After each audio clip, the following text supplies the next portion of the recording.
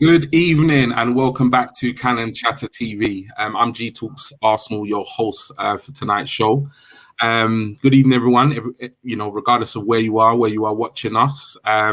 Really good show tonight. In terms of a lineup, obviously I'll do introductions in a second, but we've got a two-part, almost like a normal game of football. We've got two halves. First half. Oops, you're right there, Lottie. It's all right, ready live, Lottie. It's all right. But yeah, no problem. Lottie's having a couple of technical difficulties, but that's absolutely fine. But yeah, the first half of the show, we'll be running through, obviously, the review to England's 4-0 victory against Ukraine in the quarterfinals. We'll be going through lineups, match incidents, looking ahead to Wednesday's game. And we'll also then, in the second half of the show, we'll be transferring, you like that? We'll be transferring ourselves over to the Rumour Mill to do our weekly roundup of transfer rumours. And at that point, Stephen will be joining us to host the second half of the show. So before we get into it, obviously, as you can see, we've got two fantastic guests, one really familiar face as normal. But first of all, we've got our special guest for the first time. He's appearing on Cannon Chatter TV. Albert, how are you doing, Albert? I'm good, man. I'm not too bad, thanks. It's nice to get an invite. I do like going on people's channels, man. And I can take a back seat and then fire some shots, man. Yeah. Definitely. It's a different experience, isn't it? Like, obviously, when we started Cannon Chatter TV, Stephen was doing a lot of the hosting, and I could kind of just sit back, chill, and just, as you say, just kind of fire off, my opinions and views. So yeah, enjoy the evening. Take a chill pill and just, give us your perspective on things. Yeah, Cool. And obviously, the ever-present Lottie. How are we doing, Lottie? Rocking Good. England shirt. Yep, got my boy Saka on as usual today. I'm good. I'm just quite pleased with myself. I called my dark horses again. Stay tuned for my next one. Who's going out next?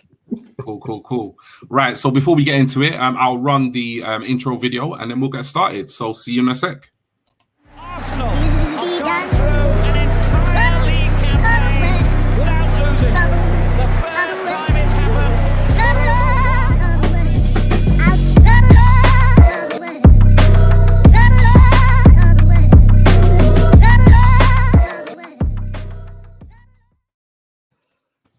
So yeah, we're back. So obviously, before we get into it, we won 4-0. We beat Ukraine, in the quarterfinals for what, in my opinion, was not an expected result. I expected us to go through. I predicted that we would win the game, but I just never predicted that we would win the game so comfortably. So before we kind of get into all the lineup and the match incidents, etc., I'll come to you first, Albert. How are you feeling? You know what, with me, you see, with the whole England is coming home thing, yeah, I don't get. I've never ever really got caught up in that. When the last 16 was made in terms of who's going to play who, I said, looking at it, England have a chance to make the final. Before the start of the tournament, I said minimum semi-final for Southgate. He gets a lot of criticism, but I think if you're England manager, you get that anyway. And believe me, we've had England managers before, which I would go in on, because I think they wasted a generation of talent. But I think as much as people want to be critical of Southgate, under previous England managers, a lot of these youngsters wouldn't get a look in. Facts. There's players past and present that have been wasted. I.e., off the top of my head, Joe Cole, under two different managers, completely nullified, not played.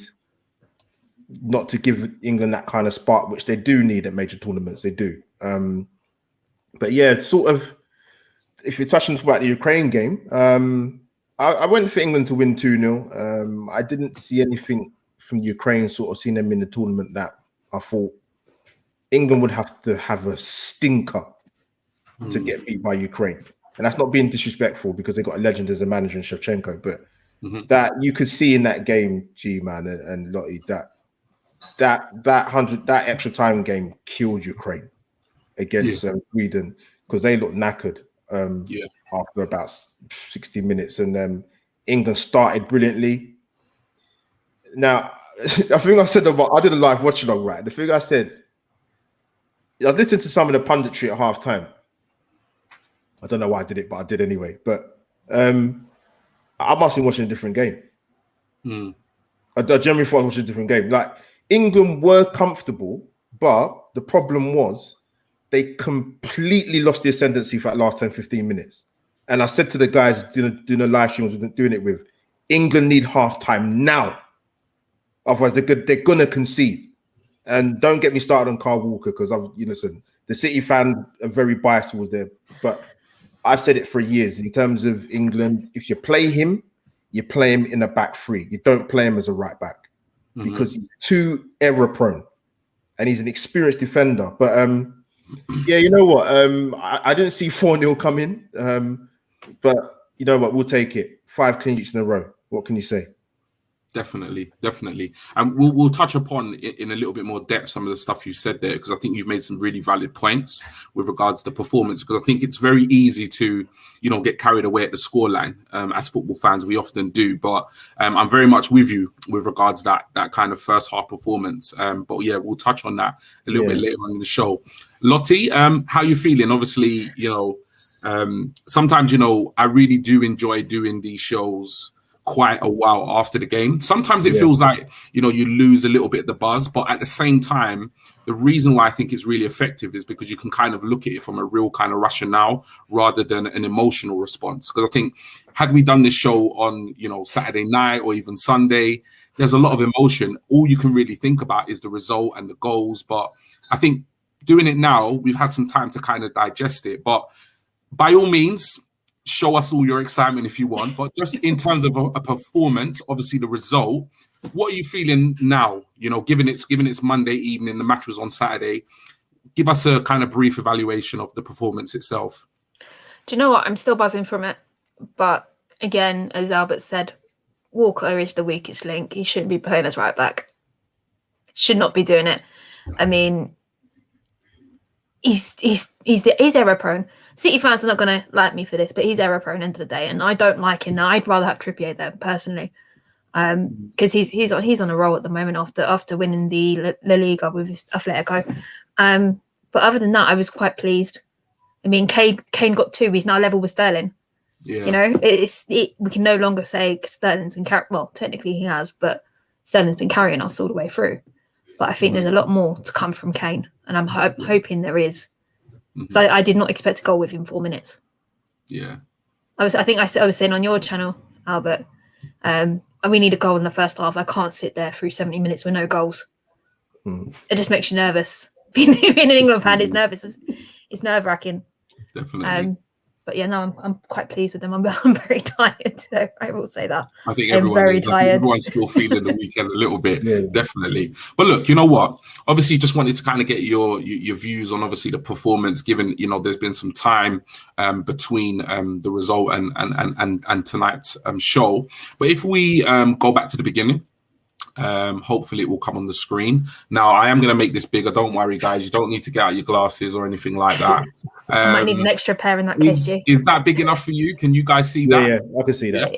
Yeah, that's all good. So just kind of run through the lineup. So we had Pickford in goal. We had a back four of Walker, Stones, Maguire, and Shaw. We had a kind of pivot midfield of Rice and Phillips. Mount came into the side. And then a kind of front three of, Sancho, Sterling, and Kane. So obviously, these lineups tend to come out a little bit earlier than usual in terms of the Premier League. I've noticed that quite a bit. It comes out about an hour and a half or so before the match. In terms of when you saw the lineup, Albert, what did you think in terms of shape, in terms of tactics, in terms of personnel? Is this the lineup you would have gone for? What were your thoughts going into the match? Firstly, formation-wise, I thought it'd be the same. I said sort of on my channel that I would expect to see 2 changes, and it did happen with Mount coming in and Sancho coming in. I think a lot of people, I know with the German media, definitely they're just baffled as to how Sancho's not in this team. They generally do not understand how he's not in this team. I think Southgate made a point in sort of one of his press conferences when he mentioned about Sancho's move to Manchester United now.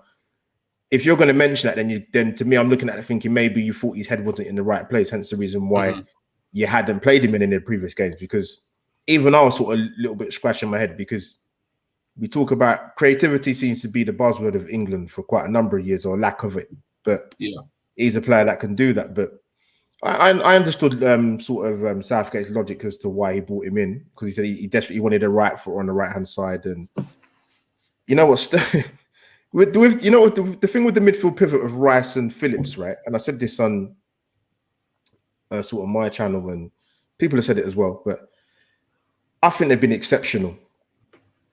I think they've been absolutely exceptional, because I know people, when they talk about it, national football, it's boring and all, you know, they moan and they carry on, and they was hammering Phillips after, you know, good game after Croatia, and he's not good enough the next game. I'm like, what are these football fans watching?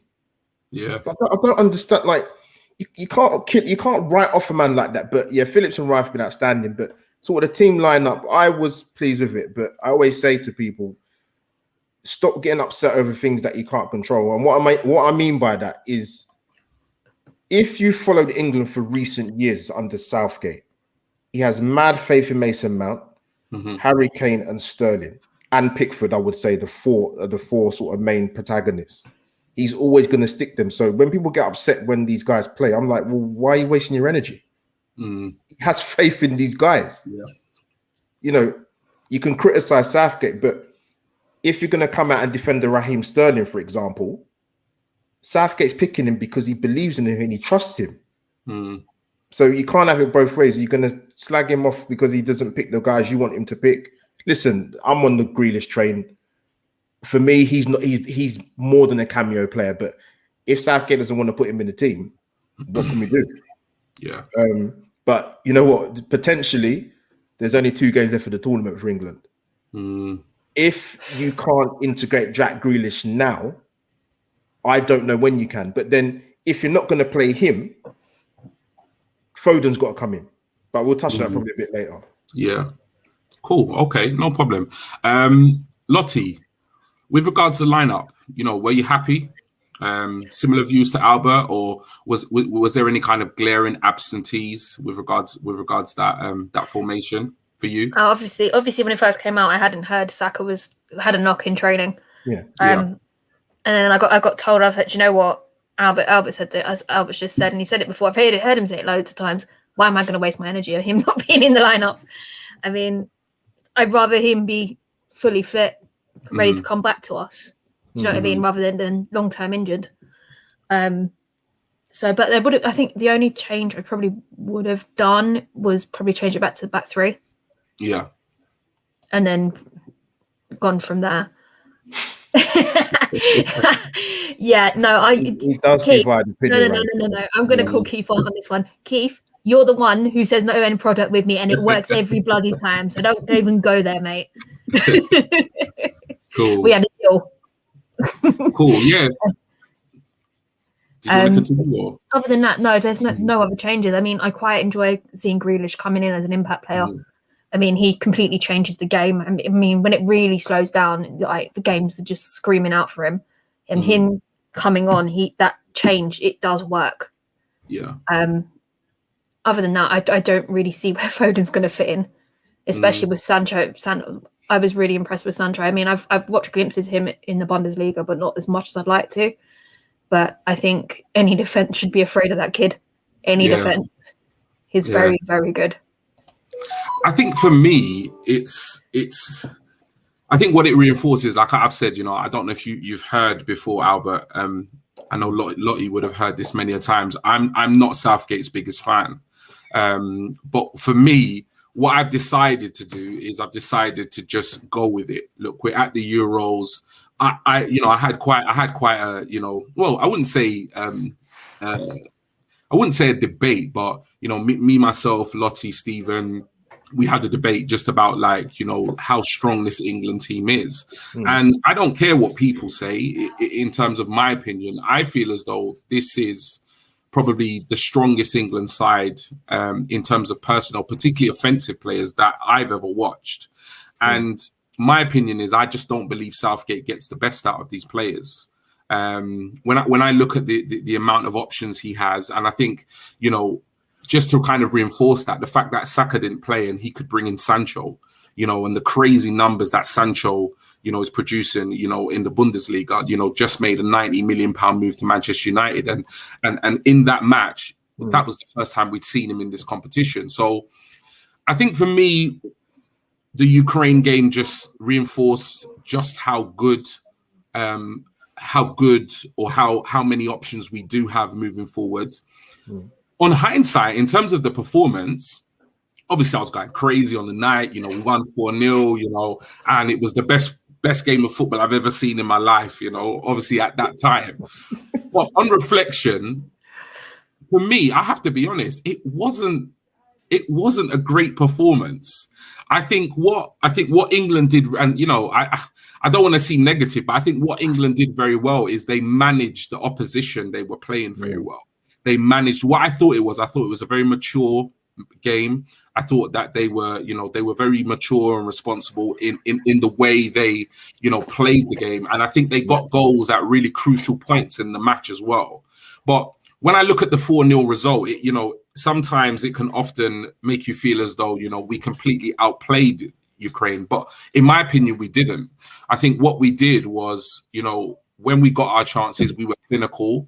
And I think what we've proven and what we've done time and time again in this competition is we were really resolute and strong in the defense. At the end of the day, there's no glancing over the fact that we have yet to concede a goal. That, regardless of who you're playing at international level, that is phenomenal. To go 5 games in a major competition, you know, even if you go 5 games, for me, even across 5 friendlies, it still shows that defensively, you know, you've got a good, you know, solid base there. So it was a good performance. It was a mature performance, and I think, you know, we were clinical, you know, at particular points in the game. But again, for me, as much as, you know, I've not kind of publicly criticized Southgate because, like you said, Albert, I don't really see the point. You know, he's got his players that he wants to play. He's putting his team out. Do I think he's the man for England? Even if we were to go on and win the Euros, I would still have my doubts, you know, to be honest, about you know, his position as England manager. And that's just my personal opinion. But, you know, nevertheless, it was a good result, you know, and, you know, when things are going well, it's hard to kind of criticize because obviously people are like, well, you know, what more do you want? We won the game 4-0. But yeah, that's just a kind of personal opinion for me. So the game obviously started, and I don't think anybody expected the game to, well, for the action to kind of happen so quickly. And obviously on the 4th minute, I think, you know, even though, you know, this guy, Harry Kane, you know, finally found his shooting boots, I think a lot of credit, you know, has to be given to, for me, the man of the moment, which is England's Raheem Sterling. You know, he did what he does best. You know, he kind of drove at the defense, he beat his man. And for me, he played in an absolutely delicious through ball for Harry Kane. Now, at this point, obviously, I've seen little clips of your stream and so forth, but, you know, how are you feeling at this point, obviously, when Harry Kane finally found the net and put England 1-0 up against Ukraine? You know what? I to be honest, it's weird because I actually had to see the replay to actually remember who played the pass. But yeah, Sterling, it was great. It was great work, man. You know what it is with Sterling? I'm laughing because he's a weird one, man. He gets away with it sort of with City because he's got some phenomenal players around him who probably give him a lot of tap-ins or better opportunities. But sometimes his decision making when he gets into the final third, I don't know what goes through his head half the time. But one thing about Sterling, which I have to give him credit for, he's got exceptional movement. You will very, very rarely see him get caught offside. Very rare, because his movement is fantastic. So great through ball for Harry Kane. Great finish. And I think the thing with Kane, it's a weird one with him because if I sort of take it back a little bit, mate, when he went to the Euros in 2016 with a big billion, if you know, thought, you know, Kane's going to come and deliver the tournament. Not a great tournament for England, lose to Iceland, whatever. Comes into the World Cup, massive pressure because you didn't have a great tournament before. Gets a golden boot, but people say, oh, but who did he score goals again? So I have to give Harry Kane his due because he's come very late to the party, but he's delivered. I had a feeling he would score against Germany, and he did. And if I tell you something, if he had scored that volley, that left foot, Jesus Christ, that would be one of the most serious hatches I've ever seen in my life. He's, you know what? It's because the criticism he's got. And listen, I don't have to defend him. He's a Spurs player. Well, for now he is anyway. But you know what I mean? There's. I think people seem to get caught up, sort of Twitter world, and you know, if a player doesn't do well, he's a flop. Like, it's not easier to go to perform at a major tournament. Look, I'm looking forward to seeing Serge Gnabry play. He didn't have a tournament, but it happens. People sometimes don't do well at major tournaments. It happens. Pressure. But the score, going back to the goal in Berlin, and great finish from Kane. Great start from England for once, getting a goal early, which is always going to help, particularly in knockout football. Yeah, definitely. Lottie, how was you feeling at that point? I just, again, I'm just blown away by Mr. No End product. You know, that cross was just, it was beautiful. It was just beautiful to watch. I mean, even the goal going, and I was like, I had to double check the clock. I'm thinking, no, it can't be this early, surely. Yeah. And like at that point, I did lose my glass of wine. So, but yeah, no, it was just beautiful to watch again, and even watching on the replay, I'm like, wow. Yeah, no, definitely, and I think, you know, kind of touching upon what you said, Albert, earlier in the show. At that point, obviously, it was a great start for England. You know, we got the early goal, and you know, I think a lot of us probably would have thought at that point, well, you know, kind of seize the opportunity, you know, get a couple of quick goals and really just kind of put the game to bed. But it didn't quite go like that. And, you know, I'm very much with you in terms of, you know, coming to the closing of the first half. I felt at that point, you know, Ukraine were definitely in the ascendancy, and England were in need of that halftime whistle to kind of, you know, Southgate give them, you know, the talking to, get reorganized, and obviously come back out for the second half. Because as the half went off, it just seemed as though once we got that early goal, it just seems that, you know, the foot was taken off the gas, and it was almost like, okay, we're in a comfortable position early on. Now we're gonna kind of, and I think that's one of the things with me with Southgate is I just feel as though with England there will always be this tendency to play safe. And there will always be this tendency to kind of, sometimes I think I'm just unfair on him, but I don't know. I just feel as though it could potentially cost us over hopefully the next two games. I think it could against stronger opposition. I feel as though sometimes the negativity around some of the tactics and how we managed the 90 minutes could potentially cost us. But hey, you know, it didn't cost us in this match. And obviously the boys came out in the second half, and well, you know, it was an even quicker start to the second half than it was the first half. And I'll come to you, Lottie, with regards to this goal. Obviously, there was a free kick given. I won't go into too much depth regards to circumstances surrounding that free kick, because it was a bit of a dive by our man of the moment, Harry Kane, in my opinion, anyway. But nevertheless, we got the free kick, and you know what? It was a superb delivery from Shaw, somebody that we've really highlighted, you know, over the last couple of Free Lions Road to Wembley shows. And there he was, you know, Harry Maguire, absolute, you know, bullet of a header into the far corner. And at this point, we're in absolute, you know, dreamland, aren't we? How are you feeling at this point? Oh, no, definitely we were. But do you know what I was saying before the game? I had a feeling there was going to be a centre-back that scored. Yeah. And I think I was chatting to Liam, Arsenal G-Man, on Twitter, and he said to me, the Slabhead his centre-back's going to score. And I called Slabhead, so I'm quite pleased with myself. I'm just gutted that I didn't say anything on it. But yeah, no, I think he almost had one in the last game, and I had a feeling he was after his England goal. It was going to happen at some point. I was pleased for him. Put it that way. I actually screamed Slabhead, not Maguire, when that went in, and people looked around at me like, "What the fuck?" No, definitely. And it was obviously a really crucial point of the match. Obviously, they often say the best times to score, either at the beginning of the half or right at the end of the half. So, in the first half, we got the first goal, Albert, and then obviously in the second half, we got an even earlier goal. Was you feeling at this point, well, this is it, game done? I think it was done from when the Maguire goal, definitely. Great free kick in by Luke Shaw, by the way. And then the Kane's second goal was brilliant. It's actually a brilliant goal, actually. It's a good move. Great work by, I think it was Mount and Luke Shaw. Great ball in. And I thought the game was done at 2-0, to be honest with you. Yeah.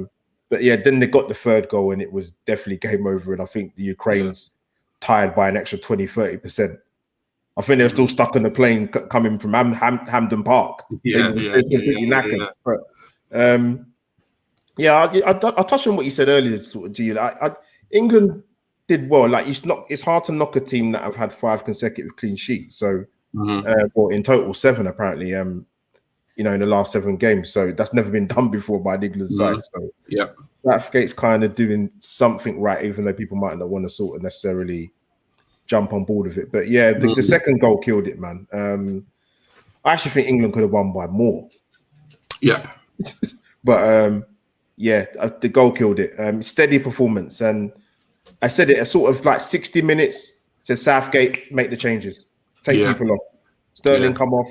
Phillips, Rice, whoever come off. There's no need for them to play 70, 80, 90 minutes. No point. Bring some fresh legs on. Save them for the big game against Denmark on Wednesday. And kind of from there, really, mate. And I think, you know what, that is something that I will give Southgate credit for. There you go. I'm giving him some credit. Say that again, what? No, you know what? Gia, you sure? You sure about saying what you're going to say, yeah? You know what? I'm not going to let this go. No, I do think he handled, I do think, with the first goal, with the second goal, I do think he handled the substitutions very well. Yes. I was watching it and I was watching it with the family. We was in Ramsgate for the weekend and we was all watching it together, around the TV, couple of bevies or whatever. And I know my mother-in-law said something about, he's taking all the good players off. And she's very much into her football, but I was just thinking, this is how you manage the situation, because this game was won. This game was dead. And I remember saying to her, look, the last thing we need is for there to be kind of, any unnecessary injuries, moving into the semi-finals, etc. So I do think he did that well. I think he made early substitutions. I think the substitutions that he brought on, they did all right. It wasn't phenomenal, but that's nothing to do with him. They came on, but they did their job. And I don't think, it didn't impact the performance in a negative way. Which was good. So got to give him his credit where credit's due. I think the substitutions, as early as they were, I think were definitely needed. And I think that's definitely a good sign. As much as, like I say, in terms of Southgate, I do think the jury's out. But I do think that was a really good sign because he was forward thinking. He wasn't kind of so engrossed into the game and just thinking, leave the players on, we'll go on and get 5, 6, 7. Similarly to you, Albert, I thought we could have gone on and won that by a lot more goals. But really, on reflection, it's not needed. We won the game comfortably 4-0. There's no need to chase a 5th, 6th, and 7th because at the end of the day, we're through to the next round. Job done. So obviously, we kind of touched upon the third goal anyway. But, once again, he got a real taste for scoring. And like you said, I think it was on the 50th minute. Again, really good link-up play between Sterling and Shaw. I think it was kind of like a bit of a back flick that Sterling played Shaw in down the line. And you know what? I think if there's one player that I've been most impressed with in this Euros, I dare say it, and it's Shaw. I think he's been absolutely brilliant. And I'll be the first one to say that I've never rated him. I've never rated him in his Southampton days. I never rated him. I didn't quite get the big money move to United. And since he's been at United, I've always just thought, he's just looked out of shape. He's looked out of form. And I just can't see what the hype was about. But I tell you, he's definitely putting in a shift and putting in some performances you know, in the Euros. But obviously at this point, Lottie, you know, great play by those two, pinged it over, and, you know, Kane couldn't miss, but nevertheless, he was there. So obviously, you know, how are you feeling at this point? 3-0 up, 50 minutes into the game. How much wine have you got left in your glass at this point? Or I gave up the glass and asked for the bottle. Else? I'm going to be straight with you. I gave up the glass and asked for the bottle. I should just give me the bottle. Yeah. Give me the bottle, if I'm honest with you. I sound like a right alcoholic, don't I? I didn't drink half of them, though, I swear. No, I mean, he's still the second best left back in the league. Sorry, but I've been really impressed with him. I mean, the spacing he's got into, and he's made the right passes. At like, I think he got cornered on the halfway line somewhere, and he just made this precise pass, and I thought that it was like watching Tierney. Yeah, I dare I say it, believe it or not, but it's just everywhere. His movement's been really, really, really great throughout. I mean, I think he had a bit of I think the only thing I could fault him on was when Sancho ran halfway up and then he passed it to Shaw and Shaw lost the ball. It was just ridiculous because that was beautiful play from Sancho. Yeah. But that's the only thing I can fault him for the game, if I'm honest with you. Definitely. So you know, obviously I'll come to you, Albert, with regards to goals. So, you know, it was a simple finish for Kane. You know, it's nice to, you know, have him, you know, in and around the goals. You know, I've said it before on these shows, and it's obviously something that, you know, me and Lottie and Stephen have, you know, kind of discussed, and there's been a lot of, you know, kind of interaction on social media, you know, with regards, you know, with regards to the whole, you know, nation over club and so forth. But obviously, coming to you, and we won't really touch upon the goal as such, but, you know, as a Gooner, a lifelong Gooner, what's your perspective in terms of supporting rival players when they put on the England shirt? You know what? I'm so glad I'm on this show tonight for that kind of question, because I've spoken about this. When people talk about club versus country, like I think of that. I think of back in the Ferguson days, we used to get irate and angry that players have played certain amount of minutes. Like I'm not worried about that. But people have this thing where, oh, it's club or country. I'm like, well, why would it be? With the tournaments every 4 years or every 2 years, the way you look at it, you know, a season's over 9 months. Why can't you have both? Like, why does it have to be club over country? And I say this, it'd be interesting to know sort of how other countries, in terms of fans of other clubs, how they view their national team. Because I'll turn around and say, I just get an impression with a lot of England fans, not all of them, they couldn't give a toss about their national team. And I thought that for years. I love football. Listen, I've got heritage with both Nigeria and England. Listen, I'm old enough to remember, like I say, my famous saying, I'm 21 plus VAT. I've seen some terrible tournaments. I've seen some good ones. I've seen ones we ain't even qualified for. So I don't get the sort of angst and you know, that I've, you know, with the Kane thing, for example. I'm not even going to swear. I couldn't give a toss whether he plays for Tottenham or not. He's wearing an England shirt. You can differentiate between the two. I know certain guys that will not celebrate if he scores for England or has scored for England in a major tournament. They won't celebrate. Yeah, I don't understand that. Yeah, England have the best chance to win a major tournament in any of our lifetimes because he wasn't around in 1966. Yeah, so I don't understand. So what you're not gonna how can that go through your head? That trigger to say, I'm not going to celebrate. I don't understand that. Yeah, I can't comprehend that. It makes no sense. So what? But you know, if you're a Birmingham City fan and Jack Grealish scores, you're not going to celebrate. I don't believe that for 1 minute. Yeah, it's crazy. It is crazy. I see it on Twitter. I'm like, these people are having arguments about what being patriotic for your national team. Come on, man. Seriously. It baffles me. I know international football is boring, and but you know, if tournament football is very, very different, it's very different. it's not going to be gun ho, because if you go 1-0 down, the likelihood is you're going to be out of the tournament.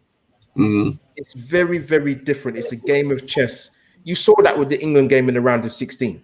That was a very tight game. You can talk about the quality or the lack of quality Germany having to bring back the likes of Mats Hummels and Thomas Muller because they're not the side they used to be. But I don't get the whole if Kane scores, I'm losing my head. You saw my live stream. Yeah. You think I'm playing it's a Tottenham. Yeah. It baffles me, G, bro. It does. I don't understand. No, I hear you completely. Lottie? No, me and Albert have had many conversations about this. I mean, I got abused over Twitter. Do you know what I mean? Because I celebrated a Harry Kane goal. Do you know what? I'm just going to put this to everyone straight now. I do not care. He's in an England shirt. As soon as the season resumes, don't care. I will not be celebrating a Kane goal, full stop.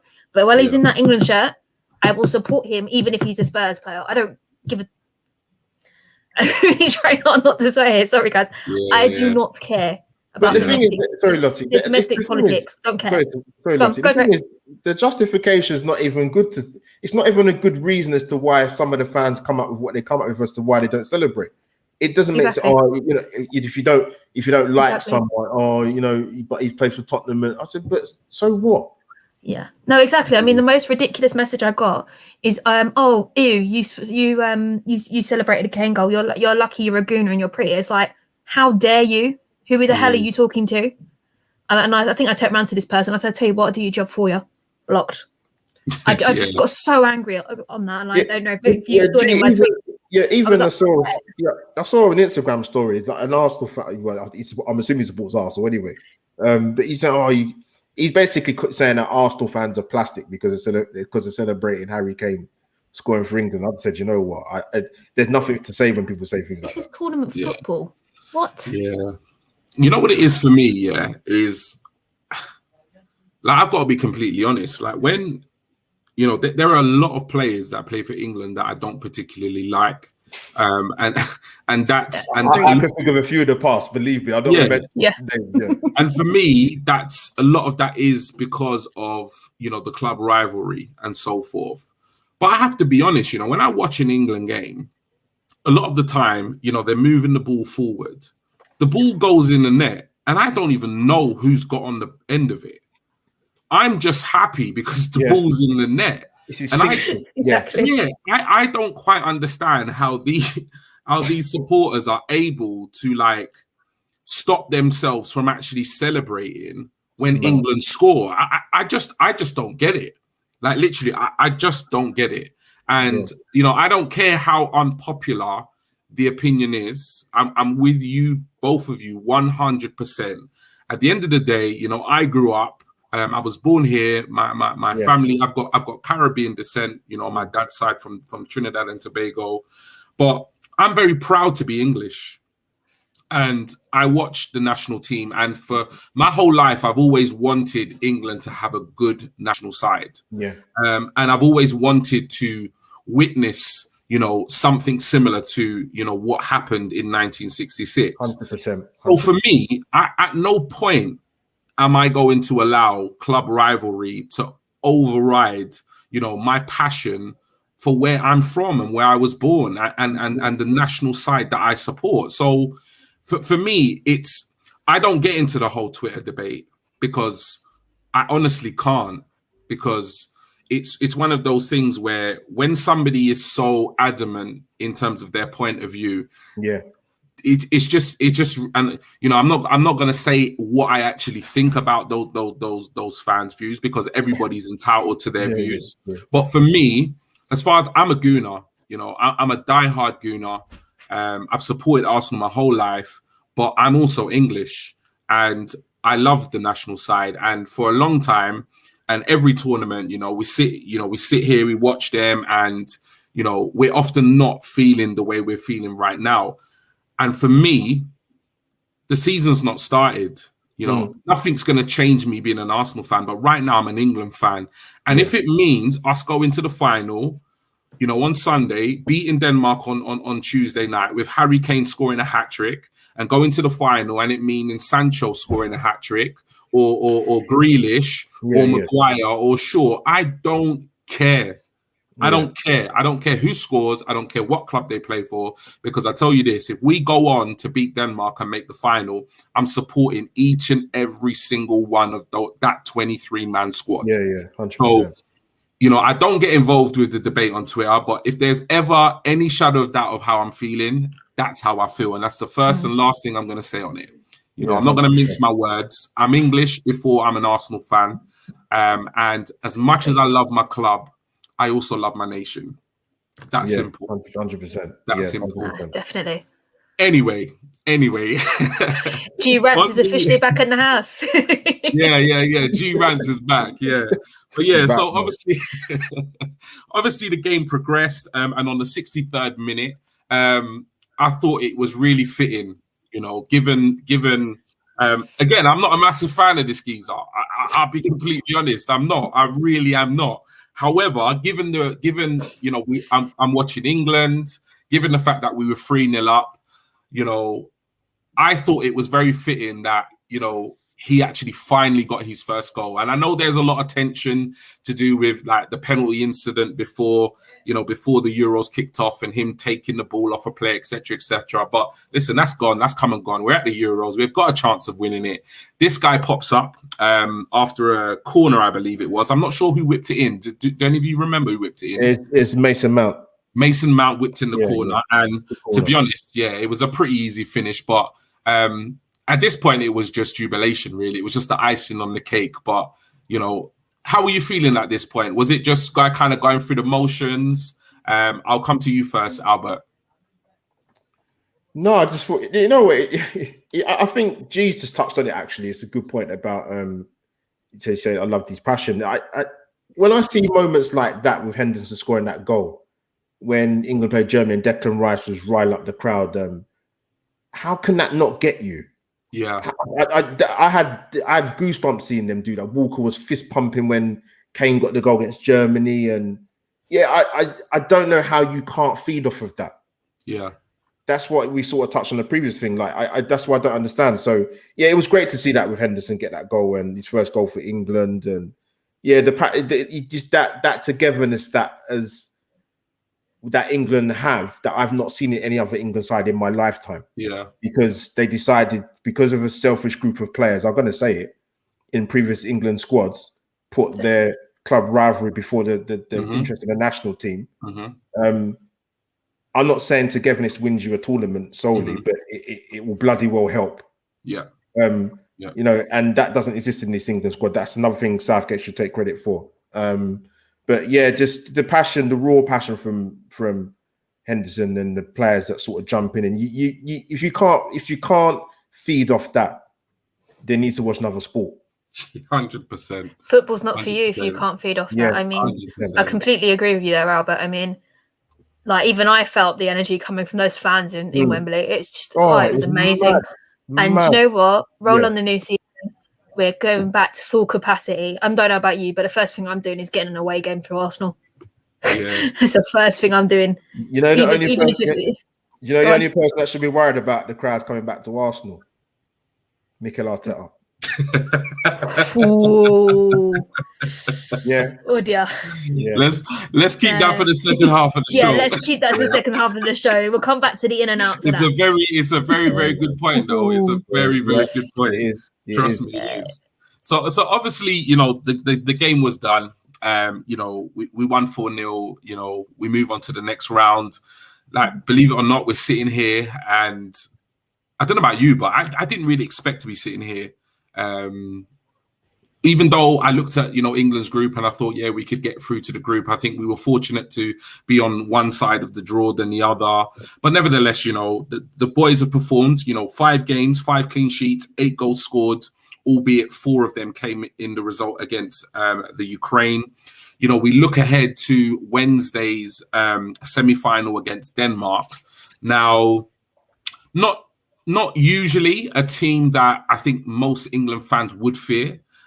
Given their ranking, given their kind of performances. But I think given the situation earlier on in the tournament with the unfortunate events surrounding Eriksen, and obviously, the fortunate result that he is well.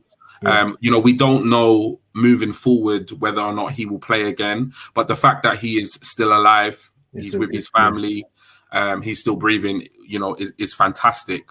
So it's clear that this Denmark side, because they started the tournament terribly, which was understandable given the circumstances as well.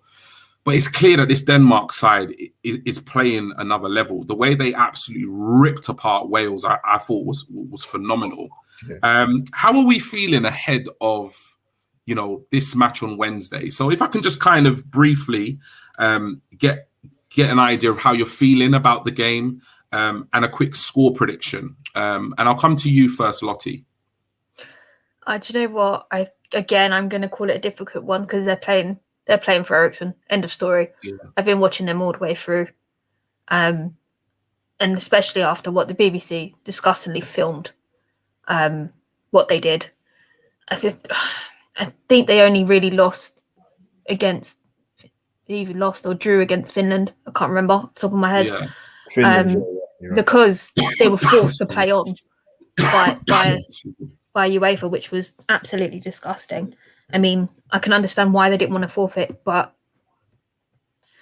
they didn't want to go home either. I think, do you know what? I'm going to go back them as my dark horse for Denmark. And as most people, if you've been watching all the England episodes, all my dark horses go out. So fingers crossed. I'm going for the England win 2-0. Okay, cheers. Albert, how are you feeling about the game? Is this a team that we should not be worried about? Is it a team we're going to brush aside? Do you see it being a difficult game? And obviously, most importantly, how do you see the result going? Some England fans, they think England's already in the final. No, you know what? I've been pretty consistent with the England-Denmark game in the sense that they're a very good side, man. Obviously, with what's happened with Ericsson, it's galvanized them, but they've got some good players, man, and they should not be taken lightly. And as I said to people, a lot of the Scandinavian teams over the years, they're very similar style to England, very, very similar. It's almost like watching two Premier League teams, but defensively, they're very good. Schmeichel's a good goalkeeper. You've got Vestergaard, you've got Simon Kjær, and you've got Christensen, who I've always thought was a good defender, to be honest with you, from Chelsea. Yeah. It's not going to be easy, man. And actually, they beat England last year in the Nations League, but I went for the same scoreline as Lottie, actually. 2-0. I don't say that with full confidence, but I think England might just get over the line. I think they will. Okay. I'm not sure how I feel about this game. I'm trying my best, in past tournaments. Anybody that knows me personally will tell you I get completely carried away. But this tournament, I'm trying to be really kind of reserved and just kind of looking at it from more of a kind of logical perspective rather than an emotional one. I think it's going to be a tough game. Like you said, Albert, I think they are definitely galvanized given the circumstances of what happened. And I think it's going to be a really tight game. I think England will concede for the first time in the competition. And I think it could go quite far. I think even potentially extra time. And I see us nicking it 2-1. That's how I see it going. But look, I really hope we can beat them. And I really hope, we can book our place in the final on Sunday, because it will just be an amazing experience for an England fan to witness our team, in a major competition final. But look, we've reviewed the England game, the great 4-0 victory over the Ukraine. We've kind of looked ahead to the Denmark game. And yeah, just massive thank you to you, Albert. I know you are going to be staying with us for the second half of our show when we transfer ourselves over to the Rumour Mill. Obviously, those of you who are watching, thank you for tuning in to, Three Lions Road to Wembley. What we're going to be doing is now transferring ourselves over to the Rumour Mill for our weekly edition of, Monday night's transfer rumours, which have been happening, over the last week or so. So what we're going to do now is we're going to take a short break, and we'll see you shortly.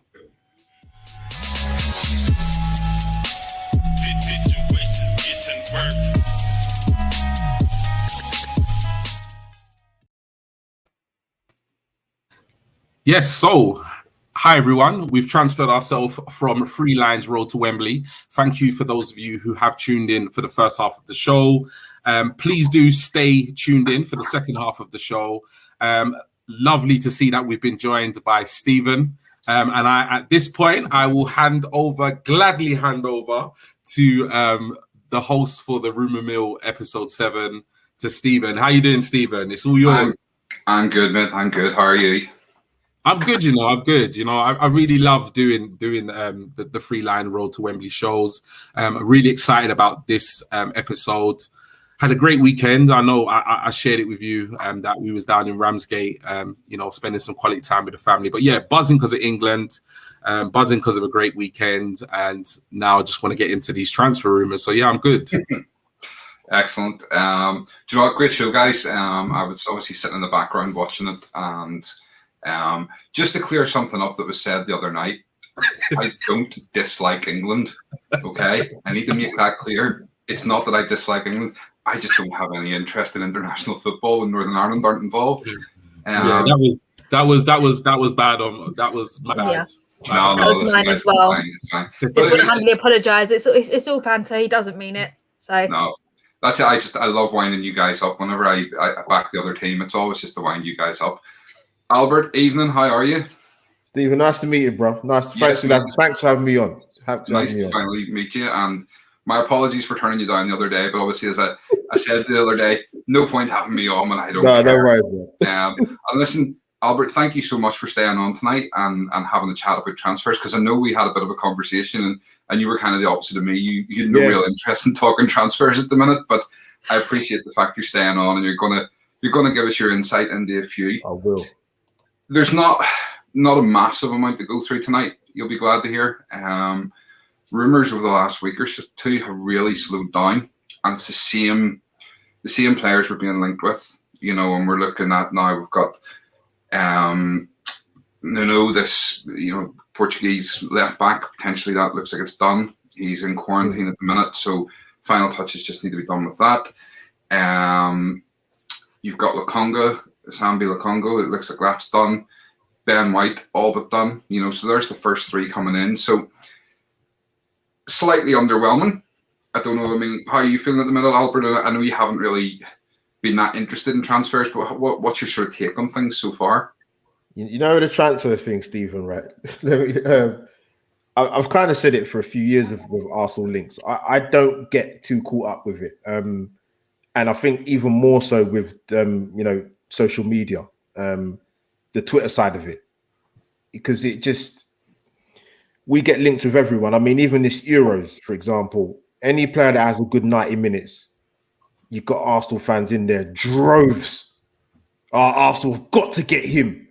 I'm like, come on, like let's the Locatelli rumours. When I heard that, I almost fell off my chair, because I'm thinking, if you genuinely believe this is true or it has any legs in it, then you need to stop using Twitter. Just temporarily, because we get linked with so many names that it becomes a bit tiresome. And one thing I don't do is, if I don't know anything about a player, because all these experts that come flying out on Twitter, flying out YouTube videos, and now the good example is the Lokonga links, right? He's gonna join us, Sambi Lokonga. If any Arsenal fan was to sit here and honestly tell me they watch Belgian football, so how good this kid is, then they're lying through their teeth. Absolutely. So I'm not gonna, not because I don't like doing transfer content, but I'm just not gonna do a content on a guy that I have no idea about. I mean, even when we signed Erdegaard on loan, I see some of these Arsenal fans having parties. I'm like, but you guys can't even spell his name, and yet you're getting excited about a guy that you have no idea about. I mean, I know guys that watch Spanish football that do know how good he is or the potential's there, so I'm going to trust them more than the guys that come out in their droves and transfer links. But in terms of the sort of initial thing you asked about being underwhelmed, for example, with the Ben White links, I don't have an issue with it. So I was surprised by the reaction of some of the Arsenal fans, because it's like they've all turned into accountants. Everything costs too much. Oh, it's 40 million is too much. Spend the money. Oh, it's too much. But for me, the issue is not the money involved for Ben White. The issue is when you waste time on players like William, when you overpay players on contracts. That's the crux of the issue. The issue is not buying Ben White. Ben White's a victim of being English. And what I mean by that, right, is the fact that if you're English, you're overhyped, you're overrated. If you're not a Foden, a Paul Gascoigne, a Chris Waddle, you're useless. The problem why people have an issue with Ben White is I generally think they haven't seen him play. Because if Ben White went to Liverpool, for example, and did well, Arsenal, where was he? Why don't you go and sign him? Now that we're actually linked with the guy to go and buy him, it's a problem. This fan base, some sections, let me get this keyword in sections, they make me sick. Because I don't understand, it's this thing of Twitter where everybody wants to be right. I always say this, I generally don't think some of the Arsenal fans want the best for Arsenal Football Club. Yeah, sorry, Stephen, they care more about Xhaka and Bellerin and Rob Holding than the best interest of the Arsenal Football Club. And that's the issue I have. Yeah. I think it's something you say in there about obviously the sort of the class of the England tax as such, you know, overpaying for English players. I think and overhyping English players. I think as a fan base, we tend to do that with any player we're linked to. All of a sudden, any player we're linked to is the greatest player in the world. You know, it's the same, and we'll come on to it in a wee minute. We'll talk about Saliba or Saliba or whatever way you pronounce his name. But you know, so few of us have actually seen him play regularly, and yet we've hyped this kid to be the next Maldini or you know whoever, and yet we don't actually know because we've never seen him play just how good he is. He might not be that good. He might be found out in the Premier League. We just don't know. But we'll come on to that in a minute. So yeah, listen, thanks for staying on. We'll get into the transfers now. So the first one we're going to come to, and I've already seen a comment about it there. We'll come back to it in a wee sec. Is it looks like Guendouzi is actually finally waving goodbye to the club. In a rumoured, I think it's €1 million loan fee and then 11 million obligation to buy, depending on certain criteria being hit. But I think it's fairly straightforward criteria. So it looks like he's gone and won't be coming back anytime soon. Lottie, I can see the big smile on your face. So what have you got to say on this one? Good. See you later. Don't come back. I'm so pleased. I mean, don't get me wrong. He had his good. He did have his good moments. Sorry, but his attitude was wrong. I mean, I know Georgina's in the comments, and she'll completely agree with me on this one.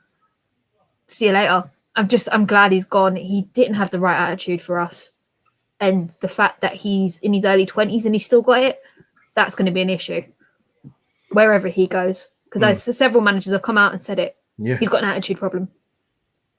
But you look like you want to say something there.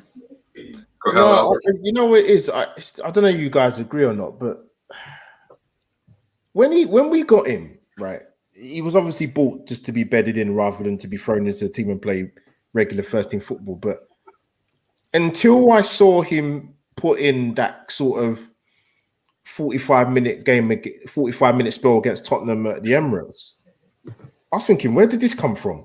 I've not seen this. He's like a little kid running around in the playground who does everything. I never, but before that, I'll be honest with you, I wasn't that bowled over. So it's weird because I don't get the Arsenal fan sections, keyword again, sections, who have this clamour for him to stay. But like he said, his attitude stinks, man. He's everywhere this guy's been, has been an issue. Adrian Rabiot Part 2.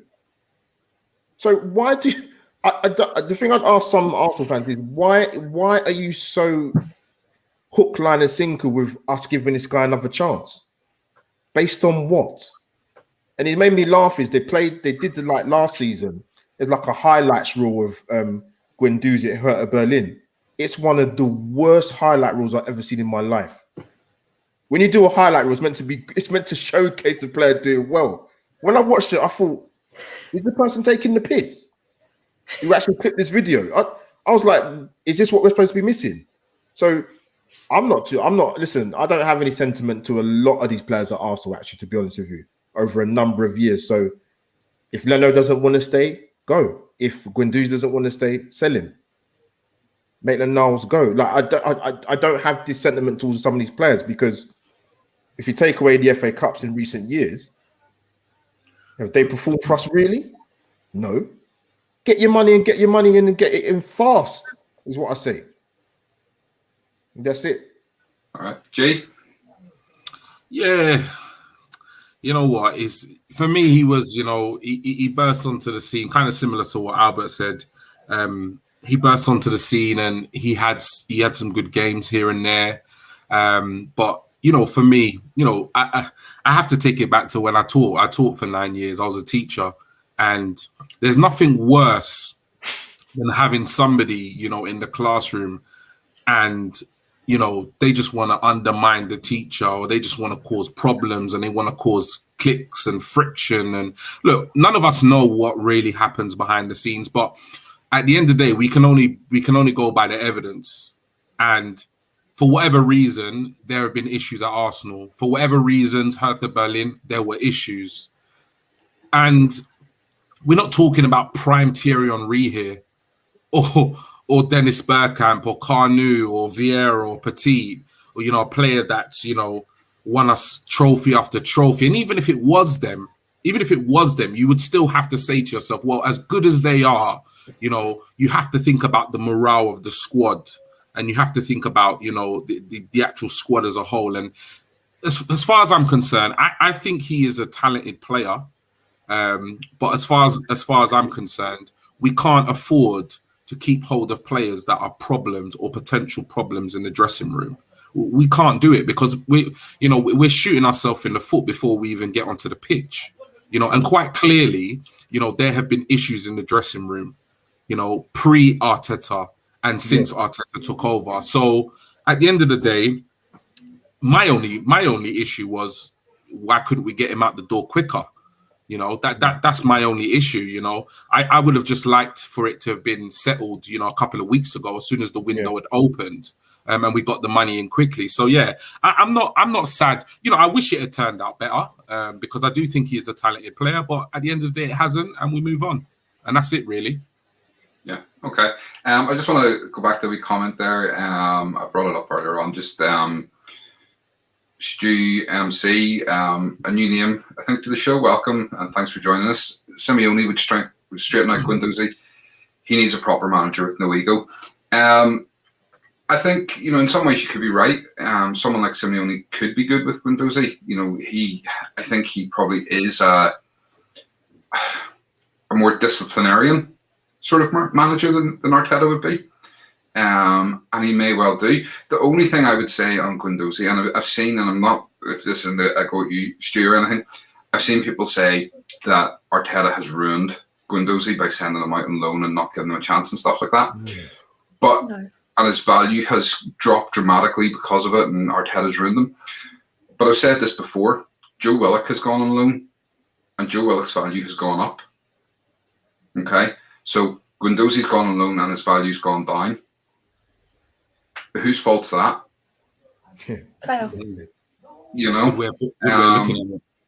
So I'm not saying that Arteta's right or Arteta's wrong. I'm just saying that Guendouzi needs to sort his attitude. There is a player in there, and hopefully he goes on to have a good career. It'll not be at Arsenal. Okay, we'll move on. Another one that's sorry, no, it wasn't Arteta.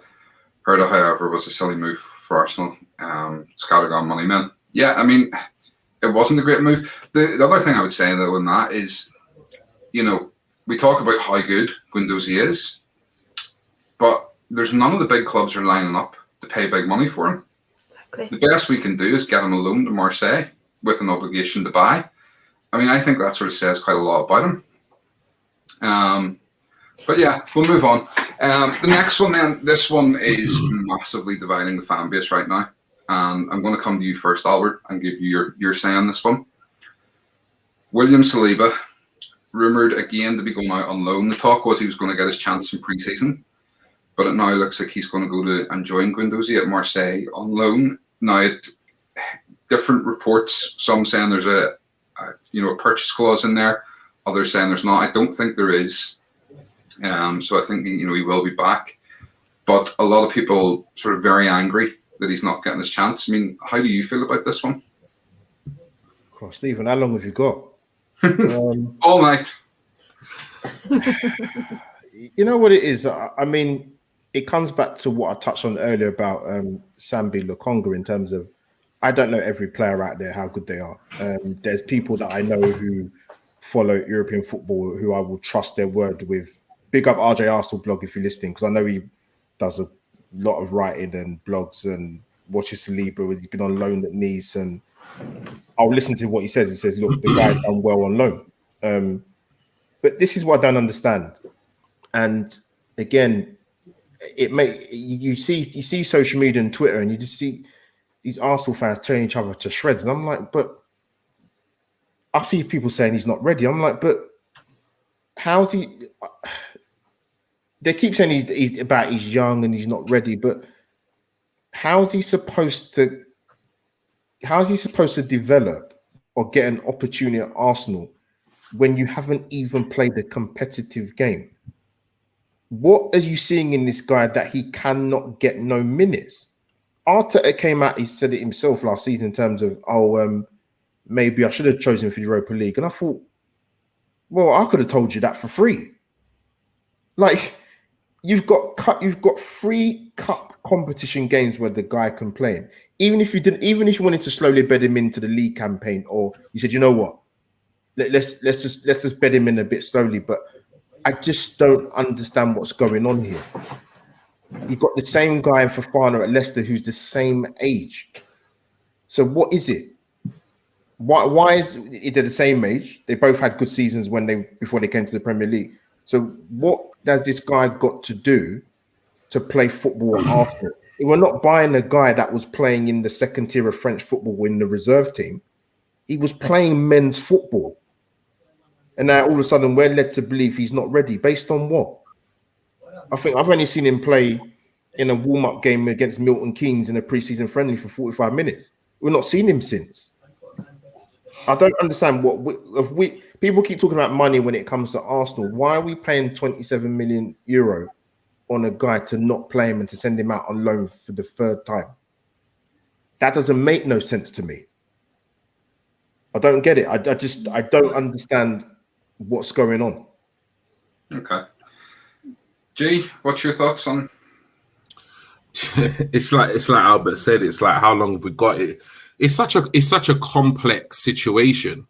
When we were originally linked with him and we, put in the offer and it was accepted, I was very much like, okay, where's this come from? I hadn't heard of him at all. But then obviously, the links come in, the signings made, and then, you do look into these players, you hear, so-called experts and what their opinion is on the player, and you start to think, okay, like we've potentially got a real gem here. It might be raw, but we've potentially got, a centre back there that, can shore up the defense for the next, 5 to 10 years. But and then obviously he's had all the personal circumstances with regards to his parents and so forth. So you've got to take that into play. And then, he was loaned back to France, etc., etc. But yeah, it's one of those where I'm just kind of tired of talking about it. It's like, I want it to be resolved one way or another. Like, I can't help but feel as though, at first I felt as though that, the Arsenal Football Club and Arteta kind of had his best interests at heart in terms of just loaning him out to France, given the fact that, I said it in one of the previous shows, at that point, I think it was a good choice. He'd lost his parents. He needed familiarity, given the fact that he is still a kid, he's 18, 19, 20 years old. He's still young. So I thought that wasn't a bad move. But now I'm looking at it like thinking, surely there's got to be more to this situation because, you know, as Albert said, and we all know, we spent a huge amount of money on him. And for me, he can't be that bad that we can't have him in and around the squad. Like even if we say, okay, he's not going to start for Arsenal in the first 11, but surely we can have him as an option. If we've got the likes of like Eddie last season, you know, as a front man, and you've got the likes of, you know, I don't know, Renarson at Arsenal last season as an option for goal. Saliba cannot be a worse defender than Eddie or Renarson are a striker or a goalie. He can't be. Otherwise, you then need to question why on earth did we go out and spend 20 odd million on him? It's just crazy. Like somebody needs to be accountable for this situation because it's actually quite crazy right now. So I would like to see him in the squad because at the end of the day, the only right centre back we've got in the team as of now is Holding. Louise is gone. Mavro is going to be going. Obviously, Ben White potentially might be coming in. But for me, I see him as either our second choice right centre back or the fifth choice centre back that we need in the squad. And the fact that he's going on loan tells me that, well, even if we do sign Ben White, who's kind of a centre back but a bit of a right back who can also play CDM, I'm thinking to myself, so are we going to get another centre back? We've got one. We've got a young centre back that's got, you know, bags of potential that really and truly for me, I think it would be more beneficial to have him in and around the first team. So I was very much on the side of I got last year's loan, but I don't get this year's loan if I'm completely honest. Okay. Before we come to you, Lottie, on this one, I'm going to play devil's advocate a little and try and look at it from the other side. You know, in terms of sending him on loan, he's had 2 seasons out on loan where he's played 36 games. You know, so when you actually think about it, he hasn't played a great deal of senior football. We spent 27 million on him. Was he worth 27 million at the time? That's the thing. You know, Sanielli overspent on a lot of players. And is he a victim of his own price tag? You know, are we clamoring the same because we spent 27 million on him or because we genuinely believe he is that good a player? In terms of you saying, you know, keep him as a squad player, the problem with that is he better, you know, staying as a squad player and playing a couple of games in the Carabao Cup, a couple of games in the FA Cup, or is he better going and getting a full season of first team football, playing week in, week out, developing himself? And especially if you look at what Marseille are building, and Sampoli is very similar to Arteta in his style, you know, it could be a genius move. He comes back, he's still only 21 when he comes back. You know, so for me, I would like to have seen him get a chance. I would. But at the same time, I can also see the benefit of sending him out on loan, provided he is still part of the long-term future. It might not be linked. Sorry, Stephen. It might not be linked before he comes to Lottie, but you know, when this kind of first started, I look back at it now. You know, when he was at St. Etienne, and there's just this hoo-ha about him playing in the cup final. It's just got worse from then. And I think that has to be relevant because to say that has nothing to do with it, I find that very hard to believe. In what sense? I don't know. I just think the way this situation has been handled, man. And I just think back to that, and I think, you know what? Maybe there is a correlation there. Then I might be wrong, but I don't think it's a coincidence. Okay. Lottie, do you want to have your say on Saliba? Do you know what? I completely agree with you, Stephen, if I'm honest. I get the fact that we'd rather loan him out for him to develop himself. I think that's the way forward with him. I also think what from what I've heard across social media, that it was his choice. He wanted to be there. As we know, he lost his dad the first season he was with us. And I still say to this day he should have been sent to the Championship to learn English ball. But personal circumstances did pull him in that direction. I think that's why Arsenal sent him there. again, I don't get all the hype, all the experts coming out of nowhere, as Albert said. I mean, I've seen him for 45 minutes, and I don't watch French football, so I don't understand where all these experts are coming from. With like the people I'll be believing in, the people who watch League One, and he's doing well there. I mean, I believe the rules for when we had European football, we had to have 5 centre backs, but now because we've got no European football, I think the minimum is 4. I might be wrong. But yeah, it is kind of disappointing to hear he's going back on loan. But if that's what he wants and he wants to be playing week in, week out, go for it. Sorry, Stephen, to add. You know what it is as well, though? I think I think Arsenal fans need to distinguish between the difference between.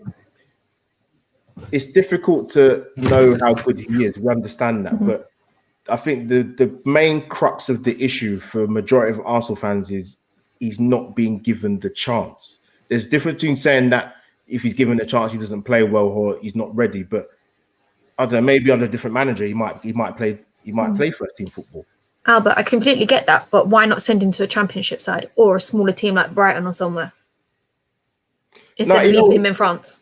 I don't know. Apparently, that was his choice. Apparently, but I just think the crux of it is Arsenal fans are just. I think they're entitled to ask the question: what has this guy got to do to get some minutes at definitely. People try to understand that. I see Definitely. it. I personally see it ending in a departure next season. I don't think that, because I know we have different opinions, but I agree with you, Lottie, on that. I just think if this player has a future at Arsenal, I can't see why we wouldn't loan him out to a lower Premier League side or a championship side, because this whole going back to France season after season, how is he? Yes, he's developing, he's getting games, but how is he transitioning into English football? You know, how is he getting used to the culture, the city, the language, the food, all of those things? Like, it sounds stupid, but those things, he needs to start seeing London as his home. Exactly. But it's not. I think we're going to sell him. I think we are. No, completely with you on that, G. I mean, Pepe is the prime example. How long have we been waiting for him to see the form he was in at end of season? He needs to transition. I mean, I don't think we can wait that long for a centre-back to do that. I really don't. Again, just to sort of play devil's advocate on a couple of points. Firstly, the loan thing, and I've seen a comment in there, I think it might have been from Keith, about, you know, potentially going to a lower league team or whatever. As far as I know, Southampton and Newcastle are both interested. But it was Salva's choice to go to Marseille. He was the one, you know. So again, is that telling his mentality that he doesn't want to challenge himself in the Premier League? I think he's gonna. I think what it says is that I don't think he sees England as his home. I think we'll sell him. The other thing as well then is, we're talking about, we just want to see him given the chance. The problem is, after last season, Arteta can't afford to take risks. You know, he can't afford to throw a 20-year-old kid in who, you know, Wenger used to say, if you play a 20-year-old kid, you're going to lose points, especially a centre-back, you're going to lose points. But you do it because that's what they need for the growth to be better in a few years' time. Arteta doesn't have that now. He needs to get off the ground running this season. He needs to, you know, to be picking up points straight away. He can't afford someone to be making mistakes. And I think that's part of the reason why, you know, he can't take the risk on him. Maybe he should have given them a chance in pre-season. You know, that's one thing. But at the same time, get him settled. Yeah, Stephen, so after what you're saying, I think what might have potentially helped, despite whatever you might have thought of David Luiz, he had experience. So if you was going to bed in Saliba, you should have done it last season. And like I said, Arteta came out and said, oh, you know what, maybe I should have played him in the Europa League games. And I just thought, how can you come out and say that? You had the opportunity to bed the guy in with an experienced defender there, and you chose not to do it. Yeah, I think our most experienced defender now is Rob, isn't it? Oh, Jesus. Although he did have the best stats. I'm not going to start arguing with people. He did have the best stats out of all of our centre-backs last season. I'm not going to lie. Yeah. Everything looks better on paper, though. Fact. Well, that's it. Unfortunately, we don't play football on paper. We play it in grass. Exactly. All right, we'll move on. Because I think that one's, even reading through the comments, I'm not going to bring them all up. But it's a very controversial and divided sort of thing. Some people are agreeing, some people are completely against it, and as is everybody's right. And that's the one thing we love in this show is be not so much controversial, but have a difference of opinion. As long as you can back it up with a reasonable argument, we've no problem with people disagreeing on things.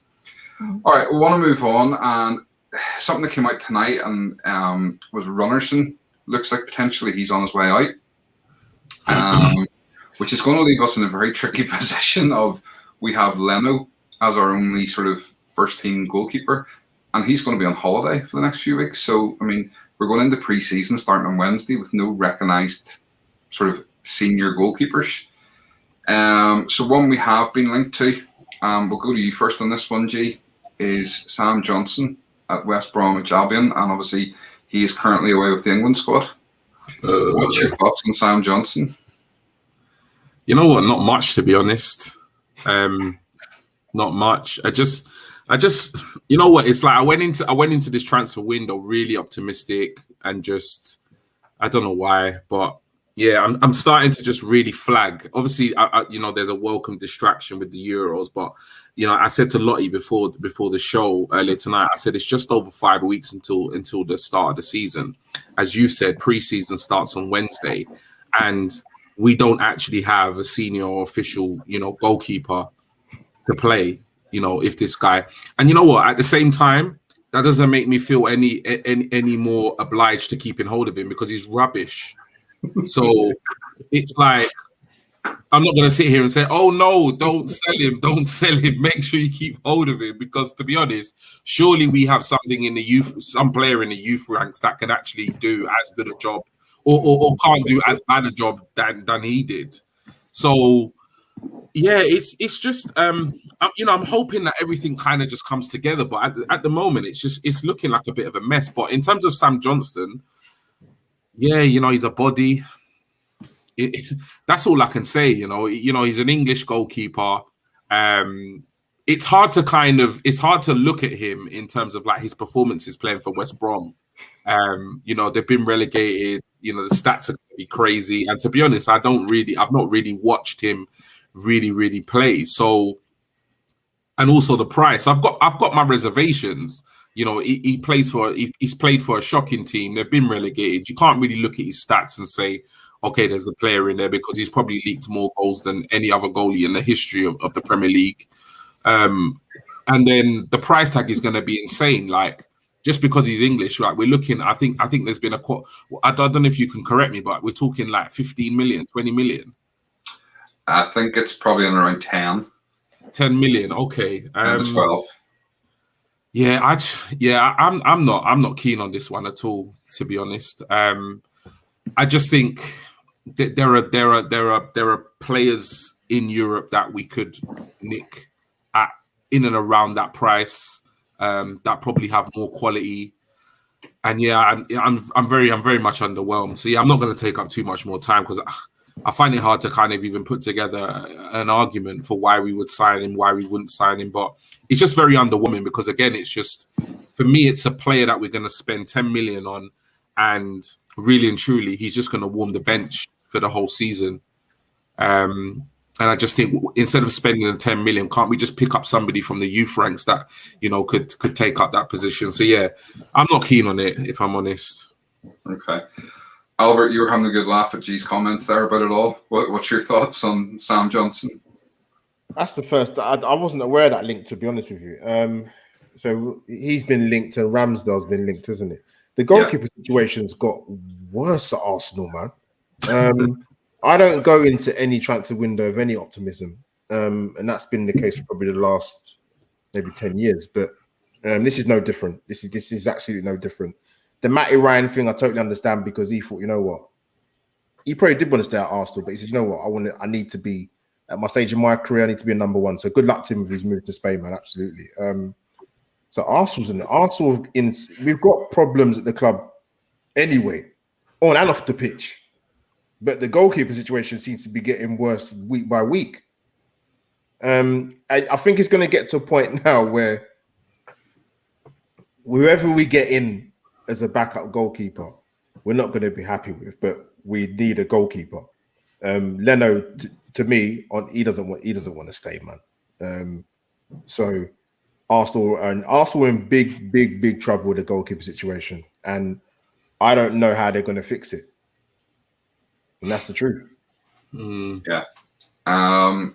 Lottie? Do you know what? The man let 74 goals in last season. 74 goals. I don't want him in an Arsenal shirt. I mean, as G said, the price tag's not worth it. It's just not. I mean, do we really want an unreliable keeper? I mean, I get nervous when Leno's in goal. I don't need another one like that. I need someone reliable. Yeah, no, absolutely. It's a difficult one because we all said at the start of the summer, the goalkeeping situation is one that I've said before. To me, Leno's not the world-class keeper we thought we were getting, but he's good enough that we don't. Wasn't the priority this summer. It was something that if we sorted out other bits of the team, we could have looked at maybe next summer. It's now looking very much like we're going to have to do something. Because if Leno doesn't sign a deal this summer, then we need to sign someone who is going to challenge him for that number one spot and potentially by the end of the season have pushed him out. So we need something good. So it's a tricky one, but the fact that we're going to be going into pre-season friendlies in Scotland next week with no recognised sort of senior goalkeeper, it's baffling. And I get the Euros are on, and I get the Copa America and everything like that, but this is something that we shouldn't be in this position. They should have. Not with a goalkeeper situation. No, that's like definitely. I mean, there's so many competitions on at the moment. Why aren't we looking? I mean, I still think it was a mistake letting Martinez go to Villa, but he was the one who was challenging Leno for that spot, and I do feel that was one of Leno's better seasons that season. But we just need someone that's going to challenge him, so we don't get too comfortable like he has this season, and he doesn't get tired. I mean, I found that a lot of his mistakes this season is because he's tired and he's overused, and I think that's one thing I think Arteta needs to get right is the rotation of the keepers. You can't have one keeper all season; just can't do it. Otherwise, I wouldn't have been as critical of, most Arsenal fans, sections, as Albert would say, would be so critical of him, and I wouldn't be as nervous. Yeah. Comment from Scott there, considering our standing, sad I know, are we really going to be able to upgrade on Leno, whose quality, when we have no European football? Well, this is the problem, and we're seeing that all over the pitch. That I think the no European football is potentially hampering us.